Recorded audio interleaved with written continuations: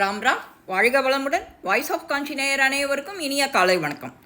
துளசி மாடம் எப்படி இருக்கணும் வீடுங்களில், அதை எப்படி நாம் பூஜை பண்ணணும்?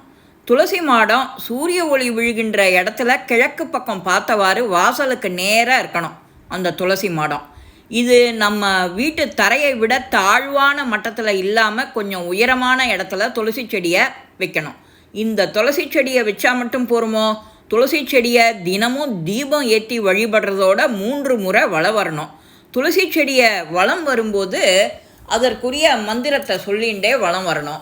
இன்னொரு முக்கியமான விஷயம், இப்போ இந்த மாகாலயம் 15 நாள் நடந்துட்டுருக்கு, அது இப்போ முடிய போகிறது. இந்த துளசி தளத்தை வச்சு வெத்தலைப்பாக்கு பழம் அதை வச்சு நமக்கு தெரிஞ்சவாளுக்கு உங்களால் சக்திக்கு தகுந்த மாதிரி தட்சணையை வச்சு அவளுக்கு அரிசி வாழைக்காய் வச்சு நமஸ்காரம் பண்ணி உங்கள் மூதாதையர் பேரை சொல்லினாலே பித்ருதோஷம்